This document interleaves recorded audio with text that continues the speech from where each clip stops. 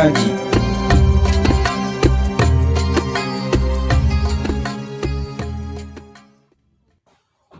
Assalamualaikum warahmatullahi wabarakatuh. Waalaikumsalam warahmatullahi wabarakatuh.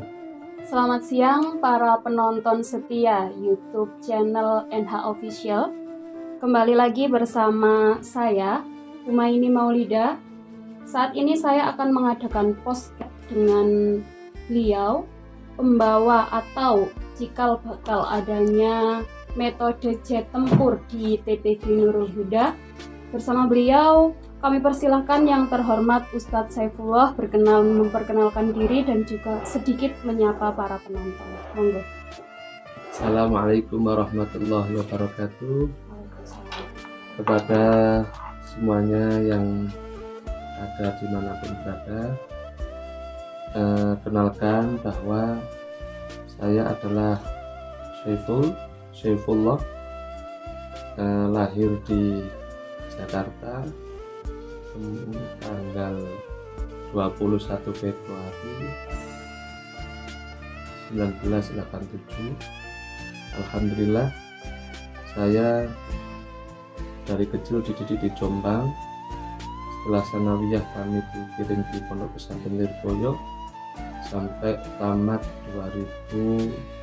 Saya berada di Lirboyo tahun 2002 sampai 2014.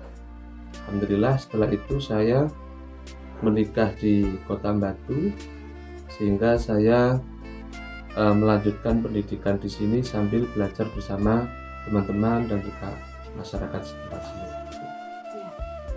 Nah, yang kami tahu bahwa panjenengan itu pertama kali datang ke Desa Jongrejo ini, khususnya TPG Nurul Huda, adalah pada saat meminang Ustadzah Lailang, Ya, putri dari Ustadz Haji Hadi Purnomo.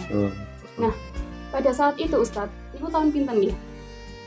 2014, Tahun ketika 2014, tamat iya. langsung menikah. Alhamdulillah. Tahun 2014 itu posisi di TPG Nurul Huda belum menggunakan metode yang baru. Loh. Nah, apa motivasi panjenengan ketika panjenengan itu ingin membawa atau mengusung metode jet tempur ini ke TPG Nurul Huda? Apa sih sebenarnya yang ingin panjenengan capai? Apa tujuan panjenengan membawa metode jet tempur ke TPG Nurul Huda? Ya, begini ceritanya. Tadi di awal itu kita memang perintis utamanya adalah Abah Haji Purnomo dan juga Ibu Haja Imratul Maslihah di sini. Jadi saya disuruh untuk memegang TPG Nurul Huda ini, yang saya rasa memang dari tahun ke tahun sudah berjalan dengan baik, akan tapi belum pernah ada haflah dan yang lain, sehingga para ustadz-ustadzah yang ada di TPG Nurul Huda itu musyawarah bersama Ibu Haja Imratul Maslihah itu, gimana kita mau bawa kemana TPG ini untuk jenjang selanjutnya, kemudian yang lain apa kita perlu belajar dalam metode-metode yang ada di Kota Batu, mungkin tilawati, qiraati ataupun yambu'ah dan yang lain. Sehingga kita musyawarahkan bersama itu, kami juga belum bisa tahu, saya metode itu juga belum tahu apa itu tilawati, apa qiraati dan yang lain. Kita belum tahu itu. Sehingga dari usulan ustadz-ustadzah yang ada di TPG Nurul Huda menunjuk saya, menurut kami gitu. Loh, di sini ada Ustadz Saiful, ngapain kok cari yang lain? Beliau kan juga dari alumni dari Pondok Pesantren Lirboyo, ngapain cari yang lain? Kemudian ketika saya disodorkan seperti itu, kami jawab, ya maaf, kami belum mengenal masalah metode atau yang lain yang panjenengan bicarakan. Cuman mulai saya mondok di pesantren Lirboyo itu, saya hanya tahu Al-Quran yang dibawa oleh Romo Yai Maftuh Bastul Birri, yakni masalah jet tempur ini. Al-Quran Utsmani, Al-Quran yang orisinil, yang asli dari Sayyidina Khalifahnya Sayyidina Utsman bin Affan. Sehingga mereka bertanya, apa itu, model kayak apa itu? Al-Quran yang internasional, bukan yang seperti halnya Al-Quran yang umumnya yang ada di Indonesia ini, gitu deh. Sehingga yang saya pelajari itu, ya kalau memang panjenengan mau itu, ya monggo kita belajar sareng-sareng tentang masalah jet tempur ini gitu. Nah, tapi sebelum itu ya kita sowan dulu ke Romo Yai Maftuh Bastul Birri di Lirboyo situ gitu ya. di MMQ sana, di Kodran sana. Kemudian semuanya sepakat, wong kita punya, ngapain tidak, ayo kita bersama-sama sowan ke Bayi Maftuh di Kediri sana, di Kodran sana. Setelah itu ustadz-ustadzah semuanya kami ajak sowan ke sana, beliau mengizinkan. Beliau sempat tanya, waktu itu sempat tanya, loh Pul, di sana itu pakai metode apa? Beliau sudah tahu. Kemudian beliau tanya, seperti itu, insya Allah temriko kathah tilawati kiroati yang buang ke kata yai. Cuman beliau cerita bahwa ada dari alumni kiroati yang datang ke Yai Maftuh untuk belajar Utsmani, sehingga beliau menikmati, sehingga melanjutkan pendidikan secara Utsmani, membuat sendiri di Blitar gitu ya. Kemudian saya dibilangin Yai Maftuh, wis sampean ora usah wedi, ora usah takut, sing penting gurumu tetap aku. Nah itu biasanya bikin motivasi saya gitu ya. Gurumu tetap aku, ora usah mikir piye-piye gitu ya, kata beliau itu. Nah, otomatis kan saya dengan begitu namanya santri, kalau diakui menjadi santri betapa bungai, ya bangga dunia akhirat. Akhirnya saya betul-betul memberanikan diri dengan izin beliau, kata beliau, wis sementing saisoe balighu anni walau ayah, kata beliau. Saiso-isoe pokoknya sampai no walaupun toh ayah. Nah, apakah sanad saya tetap bisa muttasil ila Rasulillah? Saya bilang begitu. Kata beliau, wis ora usah khawatir, sapa wong sing pernah ngaji karo aku, wis pernah ngaji MMQ, iku tetep sanate nyambung ila Rasulillah sallallahu alaihi wasallam. Makanya dari saat itulah kita semangat mendongkrak di awal di TPQ Muda ini, kita belajar bersama. Setiap hari kita belajar sama ustadz-ustadzah. Setelah berjalan dengan baik sampai 1 minggu itu 2 kali pembelajaran sama ustadz-ustadzah, pembelajaran bersama sambil mengajarkan kepada anak-anak yang ada di sini. Jadi semuanya kita kembalikan di awal. Kenapa? Kita kenalkan apa asmaul huruf, apa musammayatul huruf waktu itu ya. Jadi belum ada yang tahu asma itu apa, musamma itu apa, sehingga kita kenalkan asmaul huruf adalah huruf-huruf hijaiyah yang belum dikasih harokat. Kemudian yang musammayatul huruf adalah huruf-huruf hijaiyah yang sudah dikasih harokat. Dari situlah orang bisa paham apa kegunaan di situ gitu ya. Ada alif, kemudian ada hamzah. Mereka nggak tahu prakteknya di dalam Al-Quran alif hamzahnya itu nggak tahu gitu ya. Oh, kalau di Utsmani sangat jelas sekali ada hamzah kotok, kemudian ada hamzah wasor, mana yang patut dikasih harokat, mana yang tidak patut dikasih harokat begitu. Karena apa? Karena tidak semua Al-Quran itu bisa dikasih harokat. Ya salah satunya hamzah wasol itu. Dan juga ada yang Quran itu tertulis tapi tak terbaca. Contohnya hamzah wasol itu pada lafaz Bismillahirrahmanirrahim, nggak mungkin bacanya Bismillahirrahmanirrahim. Lah dia tertulis tapi tak terbaca. Gitu. Kemudian juga ada yang tak tertulis tapi terbaca, kayak lafaz Ar-Rahmanir-Rahim, mimnya pendek tapi dibaca panjang, dan yang lainnya banyak sekali ya. Sehingga anak-anak kita kenalkan Quran orisinil yang dicatat atau ditulis langsung oleh beliau Khalifah Sayyidina Utsman bin Affan, yang Quran yang memang betul-betul bertajwid ya, mudah sekali. Nanti ada perbedaan antara yang ada dikasih harokat sukun ataupun tidak, itu dijelaskan semuanya di situ. Mungkin sedikit banyak begitulah, sehingga kita semangat untuk mengajarkan itu. Pertama memang ustadz minder, loh kita kok nggak sama gitu ya, Al-Qurannya kayak nggak sama. Justru sampean harus bangga, Al-Quran ini adalah Al-Quran betul-betul ori, betul-betul asli dari Sayyidina Utsman. Sanadnya juga jelas mutasil. Saya mendapatkan dari beliau itu urutan sanad saya ke-35. Jadi dari beliau itu 34. Beliau dapat sanad langsung dari Romoye Ahmad Munawir Jogja, kemudian dari Abdul Qadir bin Munawir sampai Syekh Muhammad Munawir Al-Jogjawi.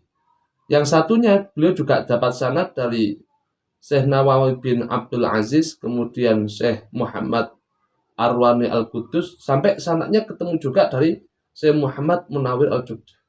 Jadi sanad dari Bayi Maftuh itu ke-34 binandornya ya, saya dapat binandornya itu ya. Sampai ila Rasulillah itu 34, dari kita 35. Kata beliau, gak usah khawatir, ini yang 01 ini untuk sampean langsung dari saya, kata beliau. Sing gak usah wedi, gurumu tetap aku. Lah itulah yang menjadi motivasi saya, sehingga ke ustadz-ustadz di sini, sampean gak usah khawatir, ini sanadnya jelas.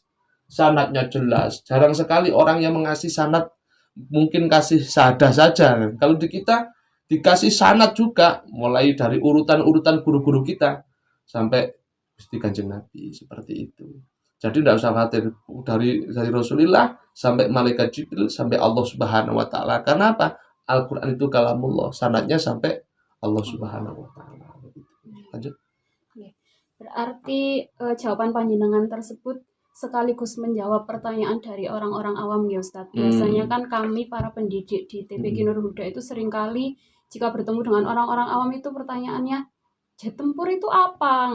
Jet tempur itu ya opo? Metode opo? Karena mereka belum pernah mendengar metode tersebut. Yang biasanya di sini itu ada metodenya tilawati yang dan lain-lain sebagainya. Nah, tadi sudah beliau Ustaz Saifullah jelaskan bahwa metode jet tempur itu keunggulannya misalnya itu adalah pembelajaran yang langsung dari Mekah, ngoten nggih. Ya, memang ya semuanya itu adalah secara Imam Asim riwayat Imam Hafiz, semuanya sama. Kan tadi banyak ya, ada qiraatus sab'ah ya. Beliau itu mempunyai, ya Imam Hafiz itu mempunyai qiraatus sab'ah ya, pembacaan yang unik-unik gitu ya. Cuman yang saya ajarkan, saya ambil dari beliau itu hanya satu dulu untuk kita ajarkan kepada masyarakat, jadi riwayat Imam Asim riwayat Imam Hafiz yang umum-umumnya yang kita pakai itu, gitu loh. Jadi kenapa kok dikatakan jet tempur? Saya jujur pernah tanya kepada beliau, kenapa kok dikasih turutan abata jet tempur gitu ya gitu. Loh, supaya tahu bahwa kalau orang sudah belajar jet tempur harus siap meluncur kemana-mana gitu, siap diajarkan gitu, siap diajarkan kemana-mana. Karena ini adalah Quran yang betul-betul harus kita lestarikan, harus kita kembangkan gitu loh. Karena ini Quran yang asli. Jangan sampai Quran-Quran yang lain, kata beliau gitu. Iya, terus. Ya. Karena ini kan metode yang baru didengar di sini ya Ustaz. Di Kota Batu. Di Kota Batu baru, dan itu ada di TPQ Nurul Huda. Menurut panjenengan, karena kami juga yang di sini guru-gurunya juga baru mendengarkan metode tersebut. Kendala-kendala yang jenengan alami selama pertama kali membawa metode jet tempur sampai saat ini itu kira-kira apa saja? Dari awal itu memang kita itu apa ya, sangat diejek lah awalnya ya, anggap aja karena mereka ya, maklum saja karena mereka belum tahu Al-Quran Utsmani. Pertama kali kita musyawarah dengan bukan hanya ke ustadz-ustadzah yang ada di TPQ Nurul Huda, kita juga sharing kepada TPQ sebelah sampai ke bawah dan yang lain, kita musyawarah gitu ya. Oh, Al-Quran yang tidak ada harokatnya nggak jangkep itu banyak sekali orang-orang yang tanya seperti itu sampai yang macam-macam. Ya kita santai saja, karena apa? Karena memang mereka belum tahu kenapa kok yang Al-Quran ini tidak dikasih harokat, kapan yang dikasih harokat gitu ya. Kok harokatnya menceng, ada yang tumpuk, yang macam-macam itu. Justru itu adalah supaya kita bisa mudah untuk mengingatnya, walaupun kita belum tahu betul secara bacaan ini idgham mutamasilin, mutajalisan dan yang lain, tapi kita mengenal dengan harokat itu yang model seperti itu saja. Kalau kita belajar sesuai dengan panduan yang ada di sini, maka kita tahu bahwa itu mana di waktu dibaca guna, kapan dibaca ikhfa, kemudian kapan dibaca mat dan yang lain gitu ya. Memang kendalanya orang kan memang belum tahu ya, sampai banyak orang yang tidak terima gitu ya. Tidak terimanya, oh kok itu gini-gini. Enggak apa-apa, kok aneh gitu ya. Quran ini modelnya aneh karena mereka belum tahu. Justru Quran ini adalah Quran internasional yang memang di kota Mekah, Madinah, dimanapun panjenengan ketika ziarah ke Mesir atau dimanapun, semuanya Qurannya ya Utsmani ini. Justru yang Al-Quran ada di Indonesia ini belum mengenal di sana-sana gitu, sehingga sampai saat ini kita buat terobosan-terobosan yang waktu itu ya, kita kenalkan pas waktu 17 Agustus waktu itu anak-anak tak suruh pakai huruf hijaiyah, yang satu pakai asmaul huruf, yang satu pakai musammayatul huruf. Kemudian kita pakai logo di belakang, kita buat patung jet tempur yang besar, kita kenalkan di di perangkat desa, kemudian di kota dan yang lain. Akhirnya mereka mau tahu, kemudian haflah pertama kita undang semua dari perangkat desa, terobosan kami ya. Kemudian dari LP2TK ada Kota Mbote kita undang, kita kenalkan dengan Bapak Ustadz Hartono itu, kita kenalkan, kemudian sanad-sanad silsilahnya kita tunjukkan. Mereka Masya Allah sangat mengakui luar biasa, sehingga mau tahu juga. Kemudian saya pernah diundang di antara beberapa, tidak saya sebutkan ya TPG apa itu, saya diundang oleh seorang ustadz, kemudian dia tanya, sampai mau betul-betul tahu, ingin tahu gitu ya, seberapa jauh Utsmanis itu. Dia punya metode yang lebih cepat katanya gitu. Kemudian dia tanya sama saya, gini macam-macam gitu. Kemudian saya jawab, sudah saya minta pulpen, saya jawab semuanya yang pertanyaan alhamdulillah dengan baik. Kemudian saya tanya satu, mereka tidak bisa jawab. Apa pertanyaan saya? Hanya sampai membaca huruf dari dasar alif, ba, ta, sa, jim, ha, kho, dan lain sampai akhir ada hamzah, ada ya. Kemudian saya tanya, apa praktek manakah, di mana sampai mempraktekkan mana alif, mana hamzah. Padahal alif itu selamanya tidak bisa menjadi harokat dan selamanya tidak akan terbaca. Dia bisa terbaca dalam tingkah ibtida di awal permulaan. Gitulah. Lihat Syekhul Kalamnya dulu. Begitu. Lah mereka nggak bisa jawab. Praktek alifnya itu ditaruh di mana nggak tahu. Karena dia membaca Fatihah Alhamdulillahirabbil alamin. Ketika wasol sulit dia Bismillahirrahmanirrahim. Alhamdulillah malah keliru kabeh. Seharusnya nggak boleh diharokati alnya itu. Gitu, karena itu hamzah wasol. Itu praktek hamzahnya. Alifnya di situ. Gitu. Akhirnya mereka mau tahu dan ingin betul-betul memperdalami Utsmani juga. Metode Jatempur. Nah, kan seperti yang jenengan sudah ceritakan bahwa dari eksternal ada kendala. Jangankan dari eksternal, dari internal pun itu pasti juga ada kendala. Entah itu, aduh Ustadz, kenapa sulit sekali dan lain sebagainya yang diajarkan. Nah, pada saat itu kira-kira, apakah panjenengan sempat berputus asa atau tidak? Terus misalkan enggak, solusinya itu seperti apa? Kalau saya dari awal di sini sangat nggak ada berkecil hati, nggak ada sama sekali. Saya sematkan apa? Dekengan istilahnya. Dukungan langsung dari guru saya pribadi, Romo Yai Maftuh Bastudiri. Aku itu gurumu. Terus nggak usah wedi orang. Dari situ, andai kata saya disuruh untuk concum pun concum, nyemplung wong guru saya memerintahkan, karena itu guru saya mulai wis sebarno nang kuno di Kota Batu di Malang Raya waktu itu. Akhirnya saya minta izin, nyuwun sewu Yai, saya minta izin dumateng panjenengan. Nggak ada berkecil hati sama sekali, nggak ada. Tetap semangat. Apapun apa yang menghalangi, karena saya menyebarkan Quran yang memang betul-betul benar, yang asli, yang orisinil, dan guru sanadnya jelas. Ngapain saya berkecil hati? Nggak mungkin putus asa. Kemudian saya gini ya, dulu memang saya dikasih kitab ini yang namanya Jatempur ini, itu satu paket ya, memang di pusat itu satu paket ya, di sana. Kemudian saya minta izin sama beliau, nyuwun sewu Yai, karena di kampung itu butuh istilah jilid-jilid begitu ya, jilid-jilid, potong-potong begitu, nyuwun izin. Kalau misalkan saya potong-potong setiap tamril qiraah itu kita potong-potong boleh apa enggak, supaya bisa anak-anak ada ketingkatan kelanjutnya. Malah diizinkan oleh beliau. Semua kitab saya ndak ada namanya kalau butuh memperbanyak, butuh izin dibikin, ndak ada beliau.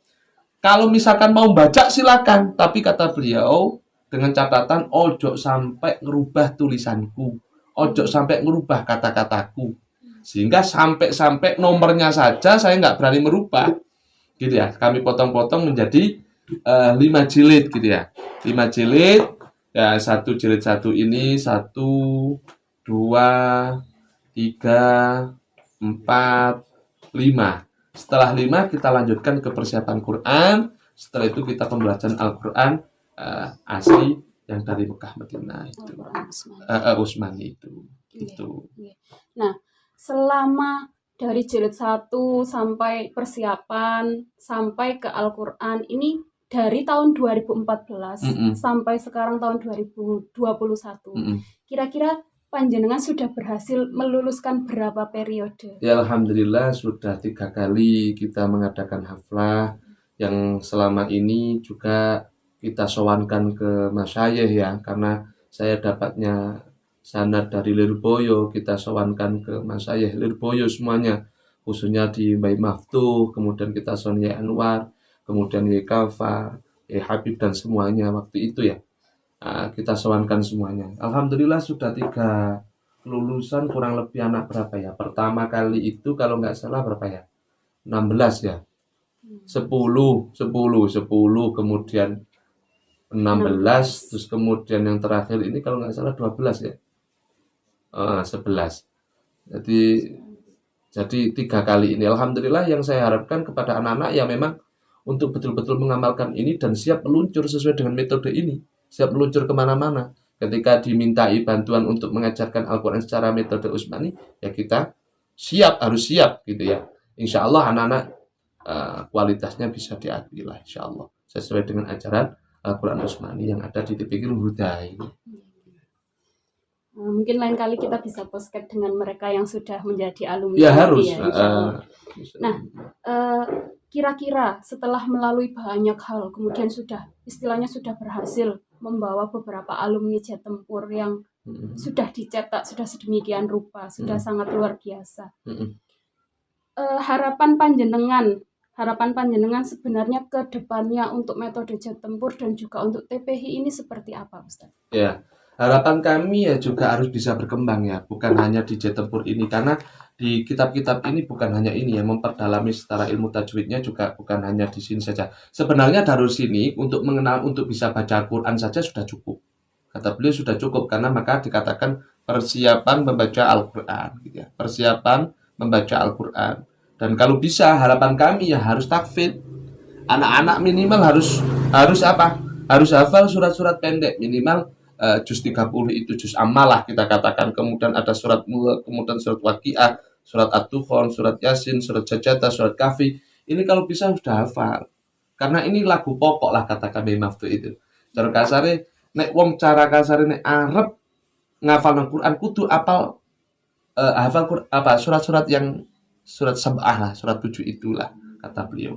Ya ingin saya mereka harus memperdalami dan juga menghafalkan Al-Quran gitu. Terus kemudian ada kitab Jazariyah, ada Hidayatus Sibyan, kemudian kitab Fathul Manan dan yang lainnya. Di sini sudah ada dan juga diterjemahkan oleh beliau langsung Romo Yai Maftuh Batul Piri.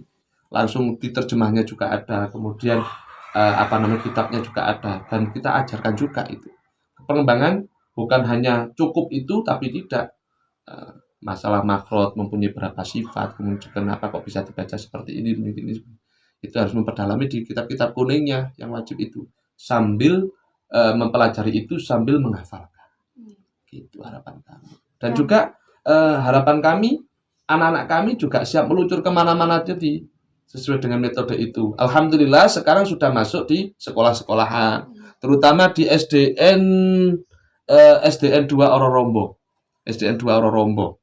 Alhamdulillah pertama Ustadz Sokeh ke sana, kemudian sama saya ke sana itu kita kembangkan di sana. Pertama campur sama tilawati dan yang lain. Alhamdulillah sekarang mulai kemarin dengar-dengar sudah di ACC bahwa semuanya disetarakan untuk belajar Jet Tempur gitu. Alhamdulillah mudah-mudahan bisa berkembang. Harapan kami begitu. Karena apa gini? Saya sering sekali dengar orang-orang sekarang sudah bergengsi. Sudah mulai mengenal Utsmani malah. Gitu ya. Sudah mengenal Utsmani. Sehingga mereka menganggap, di sekolah saya pakai Utsmani. Gitu ya. Di pondok saya pakai Utsmani. Tapi mereka tidak tahu cara belajar Utsmani. Qur'annya saja pakai Utsmani. Tapi dia tidak mau tahu pembelajaran Utsmani. Sehingga Alhamdulillah dalam bentuk model-model seperti ini, orang-orang tahu ya gimanakah Utsmani sebenarnya. Seharusnya ya harus tahu dari karangan Yai Maftuh Batul Piri ini, harus betul-betul mempelajari itu sehingga betul-betul bisa membaca Al-Quran Utsmani dengan baik dan benar. Okay. Yang terakhir Ustadz, yang ingin kami dengarkan itu kira-kira kata-kata motivasi dari jenengan khususnya untuk santri-santri TPQ Nurul Huda dan juga untuk penonton channel YouTube NH Official kira-kira pripun?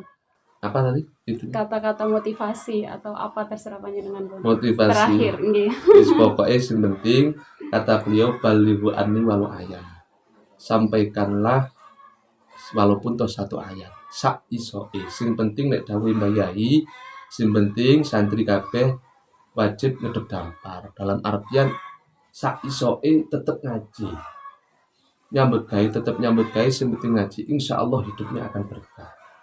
Gitu yang pasti. Wis nek berkah niku gak ngalahno wong pinter. Pinter tok nek gak berkah gak ono apa-apane. Sing penting niku berkah. Lah kata nek kene manut guru insyaallah berkah. Dimanapun berada, sak isoke kita, walaupun to satu huruf dimanapun tetap diajarke. Walaupun isoke alif bakta, ajarkan alif bakta kata beliau.